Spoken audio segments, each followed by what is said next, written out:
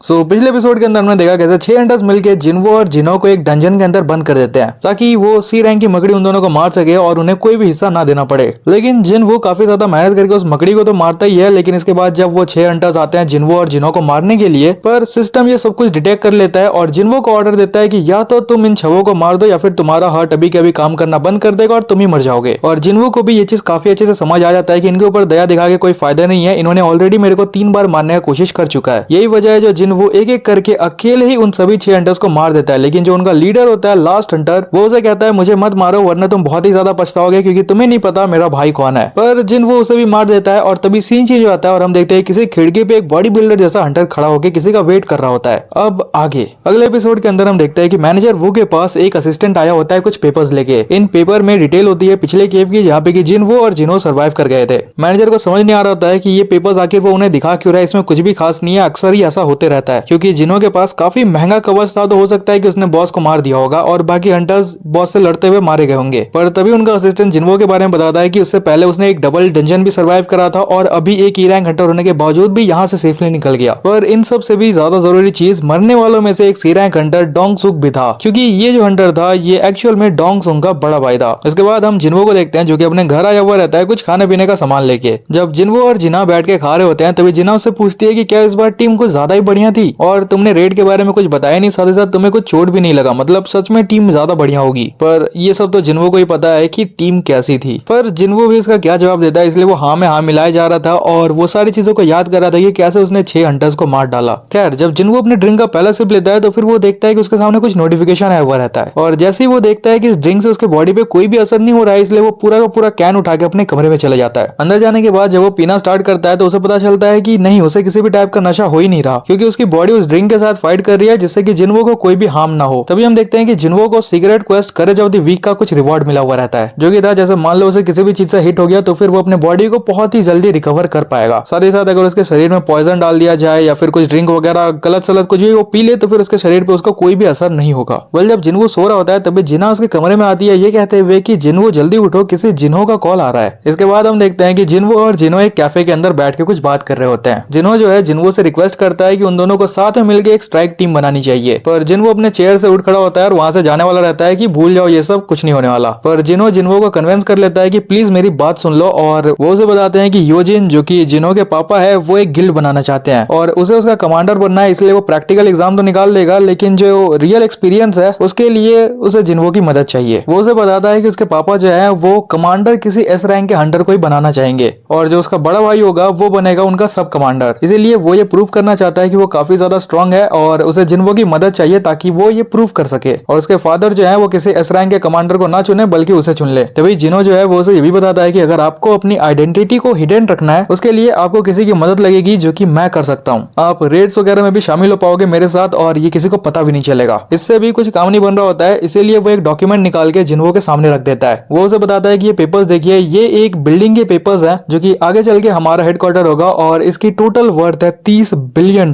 जिन्हो देखता है कि ये डील काफी बढ़िया है, 19 सी रैंक गेट्स के बदले $30 बिलियन।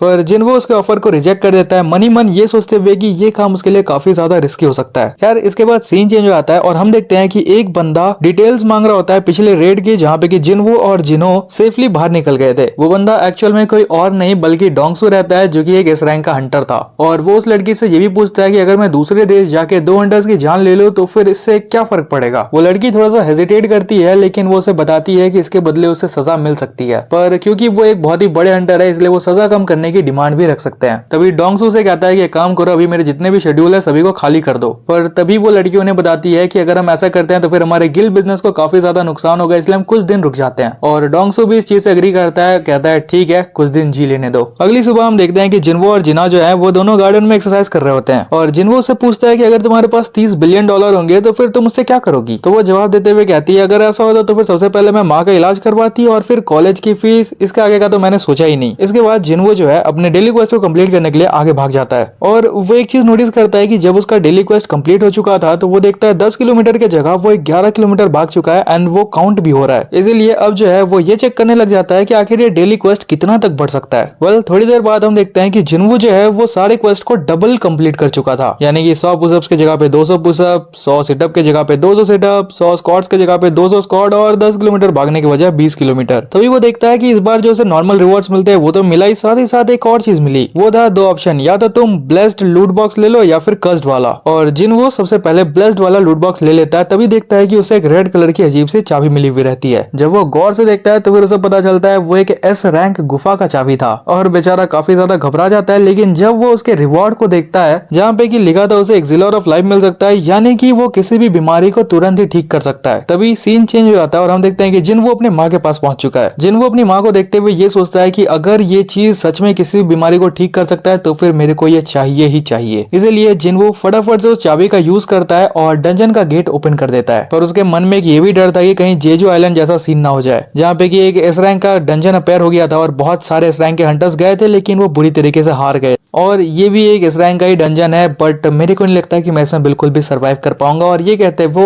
अंदर चला जाता है। अंदर जाने में पता चलता है कि वहाँ पे चारों तरफ आग की लपटें थी और जिनवो इतना ज्यादा कॉन्फिडेंट इसलिए था क्योंकि उसके पास टेलीपोर्टेशन स्टोन था। अगर यहाँ पे कुछ भी गड़बड़ होता है तो फिर जिनवो उसका यूज करके यहाँ से भाग सकता है। खैर इतनी देर में एक 3 मुंह वाला मॉन्स्टर उसके सामने आ जाता है और जिनवो भी अपना ड्रैगन निकाल लेता है। जिनवो अपने स्पीड स्किल का यूज करके बहुत ही ज्यादा तेजी से जाके उसके पैर पे एक कट देता है लेकिन गौर से देखने को पता चलता है कि उसे कुछ भी नहीं हुआ। वो back to back non stop चारों तरफ से उसके ऊपर अटैक करना चालू करता है लेकिन उसे कुछ भी नहीं हो रहा था। पर जब वो मॉन्स्टर जिनवो के ऊपर अटैक करता है तो फिर जिनवो चालाकी से एक बार चाकू उसके शरीर के अंदर डाल देता है। इसके बाद वो चीज और भी ज्यादा गुस्सा हो जाती है एंड जिनवो की धुलाई करना स्टार्ट करती है। वो लिटरली जिनवो के एक हाथ को कंधे सहित काट के अलग कर देता है और जिनवो का हेल्थ बहुत ही तेजी से कम हो रहा होता है कि इतनी देर में वो अपना पूरा पंजा उसके शरीर पे रख देता है। इसके बावजूद भी जिनवो वहां से बच निकलता है लेकिन उसकी हेल्थ अब ज्यादा नहीं बची थी। जितनी देर में वो कुछ सोच पाता है वो मॉन्स्टर उस पर दोबारा से हमला करता है, वो भी इतनी ज्यादा तेज कि जिनवो उसे देख भी नहीं पाता है। इस बार जो है उसका हेल्थ आधे से भी कम हो चुका था इसलिए अब कोई रास्ता बचा नहीं था टोटल रिकवरी को यूज करने के अलावा। वो टोटल रिकवरी का यूज करके अपने हेल्थ एंड बॉडी दोनों को पूरी तरीके से ठीक करता है और तुरंत ही जाके उसके आंख में वो ड्रैगर घुसा देता है। पर अफसोस उससे ज्यादा कुछ होता नहीं है क्योंकि उसके पास 3 मुंह थे और वो और भी ज्यादा गुस्से में जिनवो की धुलाई करना स्टार्ट करता है। अब जिनवो का जो हेल्थ है वो 15% से भी कम बचा था और सिस्टम से उसे कई बार वार्निंग भी आ रहा था। इसीलिए जिनवो सोचता है कि अपने टेलीपोर्टेशन स्टोन का यूज करेगा एंड सडनली वो मॉन्स्टर उस पर अटैक कर देता है एंड वो स्टोन कहीं दूर जाके फेंकाता है। पर उस हमले से बच के जिनवो भाग के जाके एक पत्थर के पीछे छुप जाता है और उसकी हेल्थ ऑलमोस्ट 10% पे आ चुकी है। जब तक वो मॉन्स्टर जिनवो को ढूंढ पाता इतनी देर में जिनवो को याद आ चुका था कि उसके पास एक स्टोर भी है। इसीलिए फटाफट से वो वहाँ पे हीलिंग पोशन वगैरह खरीदता है पर वो भी उसका हेल्थ ज्यादा नहीं बढ़ा पा रहे थे। अब जाके जिनवो के पास कोई और ऑप्शन बचा नहीं था, एक ही ऑप्शन था कि वो पॉइजन वाला पोशन पी ले और वो ऐसा ही करता है। अपने आप को हील करने के लिए वो पॉइजन वाला पोशन पी लेता है लेकिन तब तक वो मॉन्स्टर जिनवो को ढूंढ चुका होता है एंड अचानक से उसके ऊपर हमला करता है। और वो एक चीज नोटिस करता है कि उसने जो ड्रैगर उसके आंख में डाला था